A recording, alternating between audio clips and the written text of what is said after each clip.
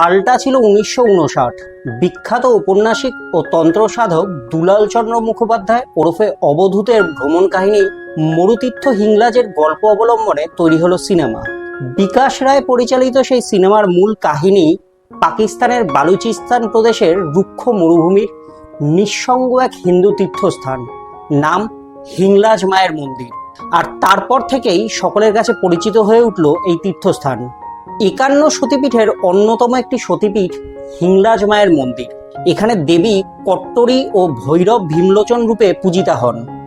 এখানে পড়েছিল সতীর ব্রহ্মরন্ধ্র, অর্থাৎ মাথার ব্রহ্মতালু। যুগের পর যুগ ধরে পাকিস্তানের এই মন্দিরে যেমন হিংলাজ মায়ের পুজো করেন হিন্দুরা, তেমনি মুসলমানদের কাছে তিনি নানি মা। তাদের কাছে এই এলাকাটি নানিকা হজ বলে পরিচিত। মা এখানে রক্তবর্ণা। এই হিঙ্গুলা অর্থাৎ রক্তবর্ণা রঙের জন্যই নাম হিংলাজ মাতা। সতীর দেহত্যাগের পর তার দেহখণ্ডের প্রজ্ঞা অর্থাৎ ব্রহ্মরন্ধ্র পড়েছিল এই অঞ্চলে। সেই ব্রহ্মরন্ধ্রই হিংলাজ রূপে এখানে প্রতিষ্ঠিত। মন্দিরে মায়ের শিলার সঙ্গে আরেকটি ছবি পাওয়া যায়। সেখানে মা অষ্টহস্তে শঙ্খ, চক্র, ত্রিশূল, অগ্নি, পদ্ম ও বরাভয় প্রদায়িনী, আর তার পায়ের তলায় বসে আছেন পরশুরাম। পাকিস্তানের বালোচ প্রদেশ দুর্গম ঘন জঙ্গলে ঘেরা, যার বেশ কিছুটা অংশ আবার মরুভূমি, শুষ্ক, রুক্ষ, খাড়াই অথচ মসৃণ পর্বতশৃঙ্গে ঘেরা। আর তার মধ্যে দিয়ে মানুষ যান এক অখণ্ড অগ্নিকুণ্ডের সন্ধানে। সেই কোনকাল থেকে এই কুণ্ড জ্বলেই চলেছে, একদিনের জন্যও নেভেনি। আর তার সামনে লাল টকটকে শিলায় অধিষ্ঠিতা মাতা হিংলাজ। এই মন্দিরকে ঘিরে রয়েছে কয়েকটি লোকভাষ্য, যেমন মা প্রতিষ্ঠিত হওয়ার পর এই অঞ্চলের মানুষ তার পায়ে এসে পড়েন। এই অঞ্চলের ভয়ানক শাসক হিঙ্গলের থেকে মা তাদেরকে রক্ষা করেন, তাই তারা মাকে হিঙ্গুল দমনকারী হিংলাজ মা বলে ডাকেন। অন্যদিকে কথিত আছে পরশুরাম যখন ক্ষত্রিয় নিধন করে চলেছিলেন, সে সময় দ্বাদশ ক্ষত্রিয় ব্রাহ্মণকুল শ্রেষ্ঠ দধিচির কাছে হাড়ের মুখে পড়েন। সেই সময় নিজের প্রাণ প্রার্থনা করেন তিনি। দধিচি মুনি তাদের এই দুর্গম স্থানে লুকিয়ে রাখেন এবং হিংলাজ মাতার স্তব করতে বলেন। হিংলাজ মা পরশুরামকে দেখা দিয়ে তাদের নিধন রোধ করেন। মনে করা হয় সেই ক্ষত্রিয়রা এখনও সেখানেই বসবাস করেন এবং মায়ের সেবায় রত। তারাই ব্রহ্ম ক্ষত্রিয় বংশ নামে পরিচিত।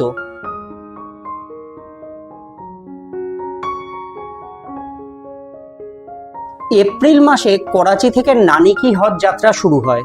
হিংলাজ মাতার দরবারে তীর্থযাত্রীরা আসেন ভারত, পাকিস্তান ও বিশ্বের বিভিন্ন প্রান্ত থেকে। যদিও কূটনৈতিক কারণে এই মুহূর্তে ভারতের থেকে কেউ সে দেশে যাত্রা করতে পারেন না। প্রাচীনকালে তীর্থযাত্রীরা হিংলাজ যেতেন উটের পিঠে চড়ে। যাত্রা শুরু হতো করাচি শহরের কাছ থেকে। হাব নদীর তীর থেকে এই যাত্রার শুরু হতো। যাত্রীদের সঙ্গে থাকতো 1 মাসের রসদ, যেমন তাঁবু, জ্বালানি, চাল, ডাল, আটা, ঘি, তেল, মশলা, শুকনো খাবার, পানীয় জল। মরুদস্যুদের প্রতিরোধ করার জন্য থাকতো অস্ত্রশস্ত্র। তীর্থযাত্রীদের সঙ্গে থাকতো হিংলাজ মাতার প্রসাদের জন্য শুকনো নারকেল, মিছরি, বাতাসা। 1 মাসের অত্যন্ত কষ্টকর যাত্রার পর শ্রান্ত যাত্রীরা পৌঁছে যেতেন হিংলাজ। অঘোর নদীতে স্নান সেরে তারা যেতেন হিংলাজ মাতাকে দর্শন করতে। এখন অবশ্য করাচি থেকে 4.5 ঘন্টা পথ গাড়িতে পার হয়ে মরুভূমির দুর্গম স্থানে অবস্থিত নানি কি মন্দিরে আসেন হিন্দু ও মুসলিম শ্রদ্ধালুরা। ভক্তদের বিশ্বাস, যিনি যতই পাপ করে থাকুন না কেন, এমনকি পূর্বজন্মের কোনো পাপ থাকলেও এই মহাশক্তিস্থলে এলে সব পাপই বিলীন হয়ে যায়। হিংলাজের পরতে পরতে জড়িয়ে এমন নানা লোকগাথা।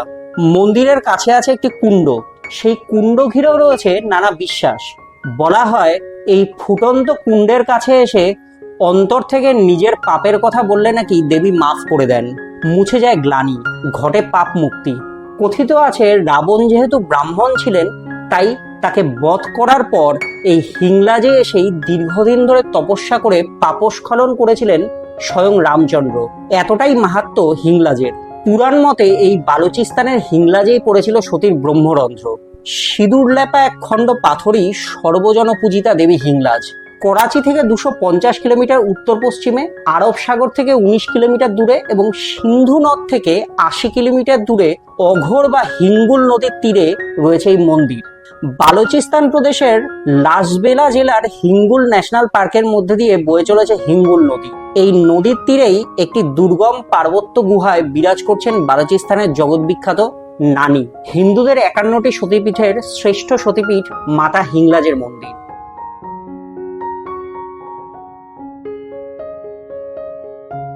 ইউনিভার্সিটি অফ হাইডেলবার্গের দক্ষিণ এশিয়া ইনস্টিটিউটের আধুনিক দক্ষিণ এশিয়া ভাষা ও সাহিত্য বিভাগের সহকারী অধ্যাপক Jurgen Schaflechner Hinglaj Devi identity change and solidification at a Hindu temple in Pakistan শিরোনামে মন্দিরের ওপর একটি বই লিখেছেন। লাহোর সাহিত্য উৎসবে একবার সেফলেচানার সিকান্দার বিজাঞ্জরের সঙ্গে কথোপকথনে মন্দিরের বিভিন্ন অজানা দিক উন্মোচন করেন। উল্লেখ করেন স্থানটির স্থাপত্য, সাংস্কৃতিক ও ধর্মীয় মূল্য নিয়ে। তিনি জানিয়েছিলেন, হিন্দু মুসলিম দুই সম্প্রদায়ের মানুষের কাছে এই মন্দিরের গুরুত্ব অপরিসীম। আগে এই মন্দিরে পৌঁছানো বেশ দুঃসাধ্য ছিল, তবে পরে মকরান কোস্টাল হাইওয়ে তৈরির পর মন্দিরে পৌঁছানোর কাজ অনেকটাই সহজ হয়েছে। লেখকের মতে বহু ভক্তের বিশ্বাস, যত কষ্ট করে পৌঁছবেন এই মন্দিরে ততই বেশি পুণ্য লাভ হবে। তাদের বিশ্বাস যন্ত্রণাতেই লুকিয়ে পুণ্য লাভের অস্ত্র, তাই অনেকেই পায়ে হেঁটে আসেন এই মন্দিরে। এই ধরনের ভিডিও আরও দেখতে সাবস্ক্রাইব করুন লেন্স অ্যান্ড স্পাইসেস চ্যানেলটি, সেই সঙ্গে বেল আইকনটিও ক্লিক করে দিন।